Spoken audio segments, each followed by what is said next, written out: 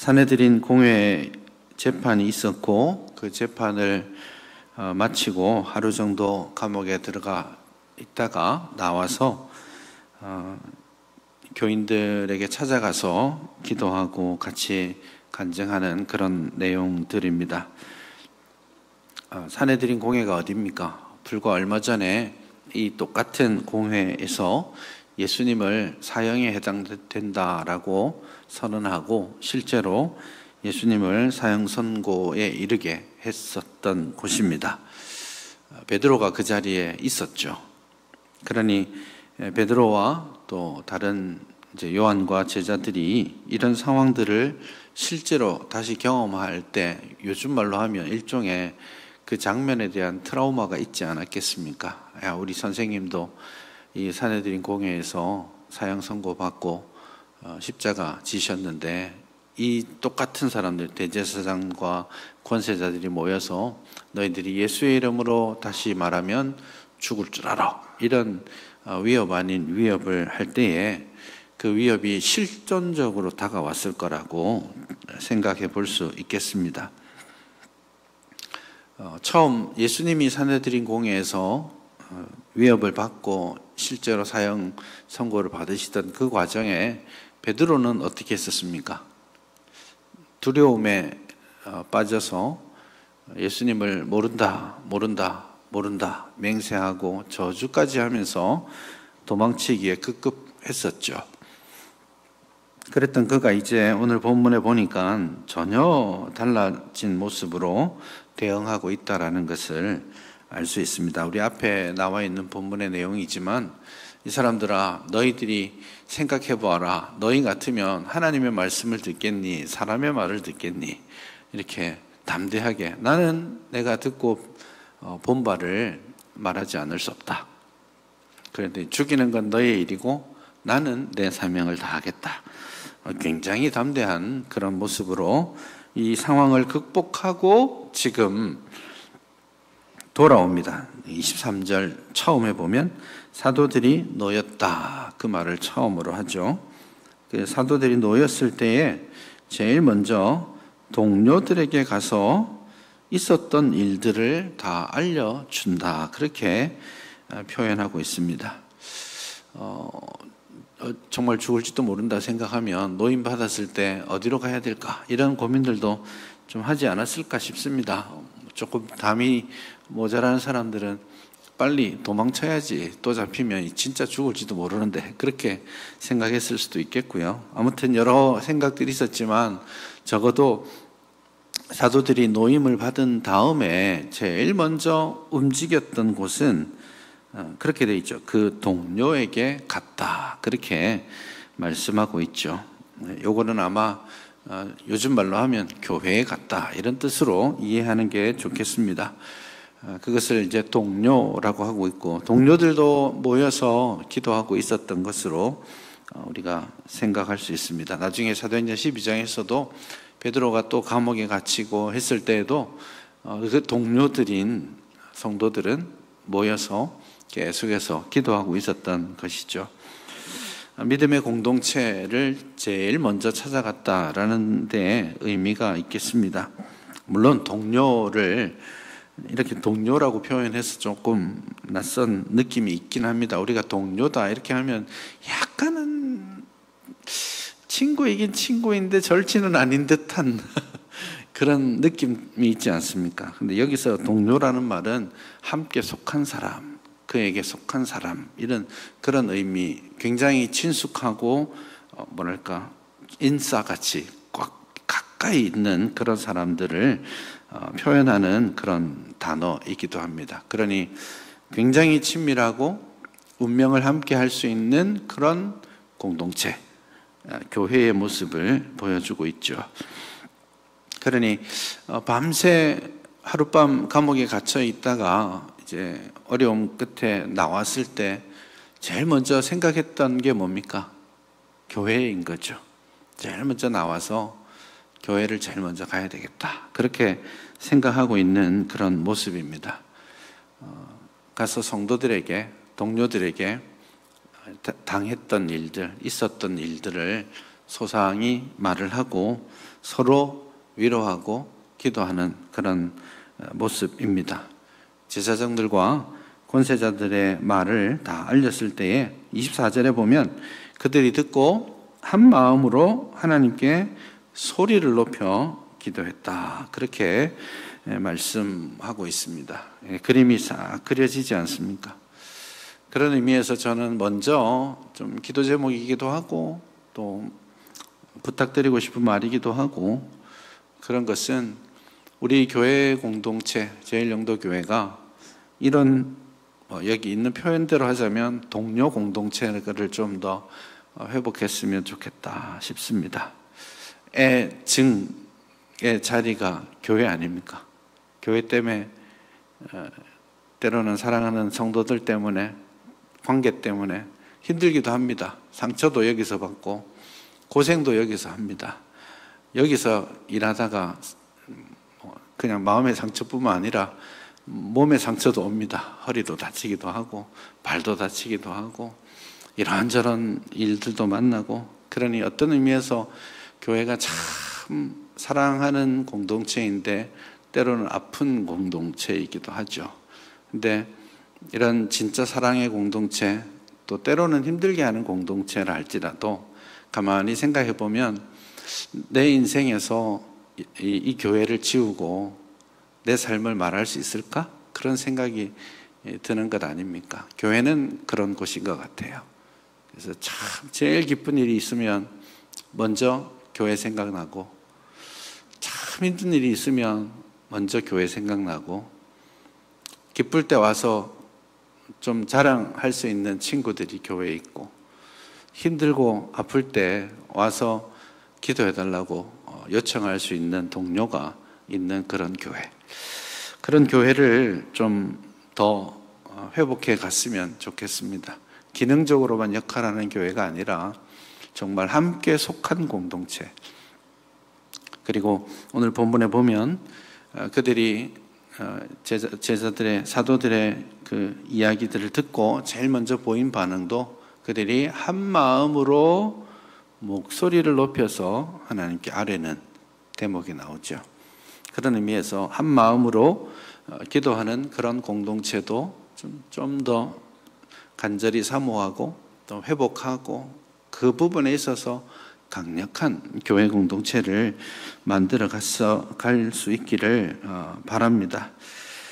교회가 없으면 사실 참된 믿음 생활이 불가능합니다. 교회는 모든 신자의 어머니와 같습니다. 어린 신자가 어머니의 젖을 먹지 않고 자랄 수 없는 것처럼 성도는 교회를 통하지 않고서는 올바르게 건강하게 균형 잡히게 자랄 수 없죠. 그 사실들을 좀 기억하고, 그런 세상의 여러 위협과 어려움들이 상존하겠지만 그 가운데서 참 아름다운 교회 공동체, 한 마음으로 하나님께 아뢰일 수 있는 그런 공동체가 되었으면 좋겠습니다. 실제로 한 마음으로 소리를 높였다 이렇게 되어 있지만 이 단어 자체도 단수입니다. 여러 사람이 모여서 목소리를 내어서 기도하는데 하나의 목소리처럼 보이는 거예요. 그래서 오늘 본문도 여러 사람의 목소리들을 이야기하는 것 같지만 본문은 하나의 목소리가 나고 있다, 그렇게 말씀하는 것이죠. 그런 의미에서 우리 여러 목소리가 있지만 오늘 저녁에도 마찬가지입니다.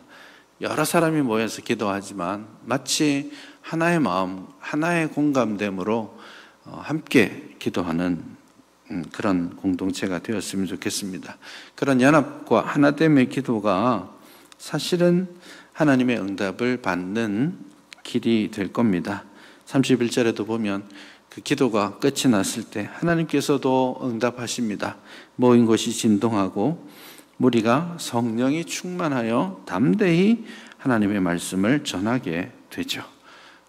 환난과 어려움이 있을 때에 뒤로 물러나고 피하는 것이 아니라 정면으로 하나님이 주신 사명을 다시 한번 기도를 통해 또 공동체를 통해 회복하고, 그리고 그 일을 더 열심히 할 수 있게 된다라는 것입니다. 혼자 싸우시면 힘들 겁니다. 그러니 우리가 비록 피를 섞은 피도 섞였군요. 예수님의 피로 섞였죠. 피까지 섞었군요. 네. 혈연 공동체로서, 믿음의 공동체로서 우리가 한 마음으로 우리가 감당해야 될 사명을 잘 감당해내는 그런 공동체가 되기를 바랍니다. 한 마음으로 모여서 오늘 본문에 보니까 제일 먼저 처음으로 한 말이 이겁니다. 대주제여, 천지와 바다와 그 가운데 만물을 지은 창조주시여, 이렇게 고백합니다. 근데 참 인상 깊은 것이죠. 여러 가지 어려움이 지금 상존하고 있고 실제로 외적인 위협이 있지 않습니까? 그리고 세상의 역사가 그렇게 녹록지 않게 돌아가고 있는데 그들이 기도할 때 하나님을 대주제시여, 주권자로서 창조주를 먼저 고백합니다. 사람들은 이런 어려운 상황들이 왔을 때 이걸 하나님이 나를 위한 하나의 어떤 계획으로 이해하지 않으려고 하는 경향들이 좀 있습니다. 그게 하나님이 나에게 주신 길이고 계획이라고 생각하면 적극적으로 의미를 찾게 되는데, 그보다는 좀 어려움과 환난이 왔을 때 피할 길을 자꾸 찾으려고 기도도 하기도 하고, 어떻게 하면 좀 넘어갈 수 있을까, 피해갈 수 있을까, 혹은 내가 다시 이 일을 겪지 않는 길이 뭘까, 이런 거 생각하는 경향이 있는데 그렇지 않습니다. 모든 되어지는 일들은 거룩하신 주권자이신 창조주이신 하나님의 뜻과 계획 가운데 있다. 이걸 잘 고백해야 됩니다. 그걸 고백하기 위해서 25절 이하에서 하는 말씀이 있죠. 시편 2편에 나와 있는 그 제왕 시편이죠. 그 시편을 인용하면서 그것이 실제로 그 당시에 있었던 일이라고 계속해서 말하고 있죠. 세상의 군왕들이 나서서 어떻게 메시아 그의 기름 부음 받은 자를 좀 해칠 수 있을까 하고 수군수군 하는 그 모습을 시편 2편에서 말했는데, 그 세상의 군왕들을 지금 제자들이 누구라고 하냐면 헤롯과 본디오 빌라도라고 합니다. 둘이 친하게 지내지 않지만 메시아이신 예수님을 죽이기 위해서 모여서 친구처럼 뜻을 합쳐서 수군수군하고 실제로 그 일을 이루었죠. 그러니까 이 말입니다. 비록 이들이 자기의 뜻과 자기의 계획, 자기가 원하는 것을 위해 세상을 흔들고 있는 것 같지만 사실은 그들이 하나님의 권능과 뜻을 이루는 자리에 있다라고 말하는 거예요. 이게 우리가 되어지는 상황들 가운데 하나님의 주권을 어떻게 인정할 것이냐 하는 겁니다. 지금 제자들이 감옥에 갇혔다가 왔어요. 죽을지도 몰라요. 어려움이 있습니다. 아니, 앞으로도 그런 일들이 계속 있을 겁니다. 더 감옥에 갇히게 되고, 때로는 이 모든 제자들이 순교의 제물로 다 드려지게 되는 날들이 곧 올 거예요. 많은 어려움과 고난이 있지만 그것이 대주제이신 하나님께서 정하신 길이고 뜻 가운데 있다라는 것, 하나님께서 주관하고 계신다라는 굳은 신앙 고백을 제일 먼저 하고 있는 거예요. 위협이 올 때에 주권자이신 하나님께서 당신이 정하신 길들을 가고 내가 그 위에 있기를 바랍니다라는 고백이 바로 거기에 있는 것이죠. 그러니까 이제 대주제시여 창조주시여라고 하나님을 불렀다면 이제 그들이 그 하나님 앞에 기도하는 내용이 29절 30절에 나옵니다. 첫째는 뭐냐 하면 그들의 위협함을 굽어 보시옵소서. 그들이 위협하고 있는 것을 누구에게 토스합니까? 문제와 어려움과 갈등, 위협을 하나님께 토스합니다. 이거 참 귀한, 기도에 있어서 귀한 일입니다. 기도할 때 우리는 항상 문제 중심적으로 기도하는 경향이 있죠. 그러나 주권자이신 하나님을 인정하게 되면 그 하나님께서 내게 닥쳐와 있는 이 환난과 어려움을 관리하실 것을 알고 하나님께서는 그 일을 살펴주시옵소서라고 말하는 겁니다. 그래서 여러분 기도할 때도 좀 내가 닥쳐온 문제 중심으로 기도하지 않았으면 좋겠어요. 물론 그 기도가 필요합니다. 어려움이 있을 때 그 문제를 극복하고자 하는 기도가 필요한데요. 그렇게 문제 중심의 기도는 결코 우리의 기도를 성숙하게 만들지 못합니다. 왜냐하면 하나님은 절대로 문제를 없애지 않으시거든요. 평생 문제가 없는 순간은 어딜까요? 천국 가면 없습니다. 진짜 주님 나 품에 안기고 나면 아무 문제도 없어요. 근데 그때까지는 우리의 인생에 문제가 없는 날, 어려움이 없는 날, 시름거리가 없는 날 없어요. 그러니 지금 닥쳐온 시름거리를 가지고 기도하다가 보면 그러면 끝나는 게 아니고 이게 탁 넘어가면 그 다음에 다른 시름거리를 가지고 또 기도하게 되고, 그렇게 평생 문제 중심의 기도는 문제 해결을 위한 기도만으로 끝나게 되죠. 그러니 그 문제가 있으면 하나님 그들의 위협함을 굽어 보시옵소서. 문제가 있지만 이거 주님께 드립니다. 주님께서 굽어 살펴 주십시오 라고 기도하고, 두 번째는 29절 보시면 그들의 위협함을 굽어 보시옵고 또 종들로 하여금 담대히 하나님의 말씀을 전하게 하여 주시오며. 그러니 지금 제자들의 마음의 관심은 뭐예요? 지금 제사장이 위협하고 있습니다. 저 위협이 없어지게 해주십시오 라고 그렇게 기도하지 않고, 그거 주님 아시지요? 그건 주님께 맡깁니다. 저는 담대히 하나님의 말씀, 나에게 주신 그 사명에 좀 더 집중할 수 있는 용기와 마음을 허락해 주시옵소서. 그 일을 위해서 손을 내밀어 병이 낫게 하시고 표적과 기사가 일어날 수 있도록 해 주십시오. 어떤 의미에서 표적과 기사는 자기들에게 아무 도움되는 게 아니에요.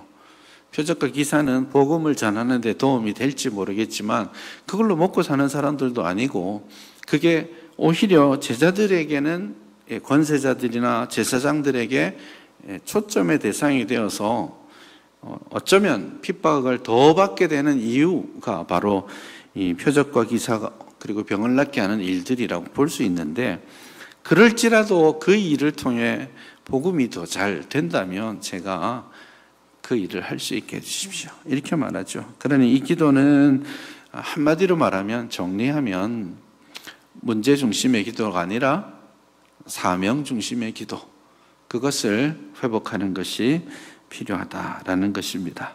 아마 우리는 또 문제를 가지고 기도하겠지만 혹시 문제를 가지고 기도한다면 내 문제가 아니라 상대방, 이웃의 문제, 이웃이 당면한 위협과 환난을 위해서 기도하는 그런 상호적 문제 기도는 좋습니다. 내 문제에서 좀 벗어나시고 우리의 공동체, 우리의 이웃을 위한 기도에 조금 더 힘을 내시고, 무엇보다도 하나님이 이 땅 가운데 나에게 주신 우리 교회가 감당해야 될 사명이 무엇인지를 돌아보고 그것으로 기도하는 우리 모두가 될 수 있기를 바랍니다. 그때에 우리 하나님께서 우리 각 사람에게 성령으로 충만케 하여 담대히 주신 사명 감당할 수 있기를 주님의 이름으로 축복합니다.